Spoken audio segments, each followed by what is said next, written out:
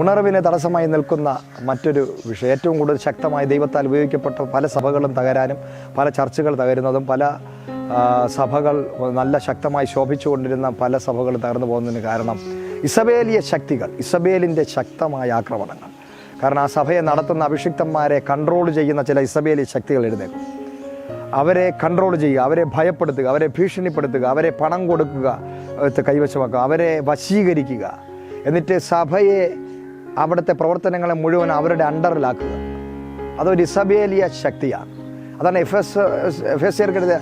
എഫെസോസ് സഭയ്ക്ക് വെളിപ്പാട് പുസ്തകത്തിനകത്ത് ആ യോഹന്നാൻ എഴുതുന്ന വെളിപ്പാടിനകത്ത് എഫെസോസ് സഭ ഇസബേലിനെ അനുവദിച്ചു എന്നൊരു കുറ്റം ഇന്ന് അനേക സഭകൾ കൺട്രോൾ ചെയ്യുന്നതും നിയന്ത്രിക്കുന്നതും, പാഷന്മാരെ കൺട്രോൾ ചെയ്യുന്നതും, അവിടുത്തെ ആരാധനകൾ കൺട്രോൾ ചെയ്യുന്നതും, ആര് ലീഡറാകണം, ആര് വർഷിപ്പ് ചെയ്യണം, ആര് ശുശ്രൂഷിക്കണം, ആരെവിടെ പോകണം, ആരിവിടെ നിൽക്കണം, അവിടെ നിർത്തണ്ട, ഇതെല്ലാം പരിശുദ്ധാത്മാവല്ല നിയന്ത്രിക്കുന്നത്, അതിന് പകരം മനുഷ്യരാണ്.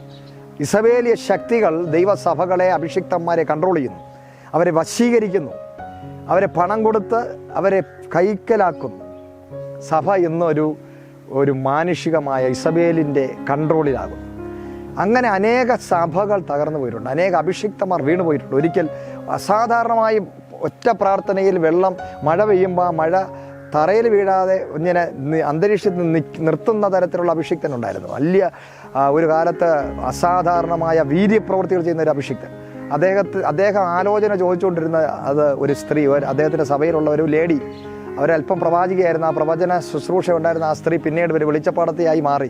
പിന്നെ ഇദ്ദേഹത്തെ കൺട്രോൾ ചെയ്ത് അദ്ദേഹത്തിനോട് നിങ്ങൾ യേശുവാണെന്ന് പറഞ്ഞു. അദ്ദേഹം ഒരു സെലിബ്രിറ്റിയായി മാറി. പുള്ളി ഒരു ദൈവം, സ്വയംഭൂവായി ഒരു ദൈവമായി പുള്ളി അങ്ങ് മാറി. അങ്ങനെ ആക്കിയെടുത്തു. പിന്നീട് കാണുന്നത് അദ്ദേഹത്തിൻ്റെ ദുർമരണമാണ്. അപകടത്തിൽ അദ്ദേഹം മരിക്കുകയാണ്.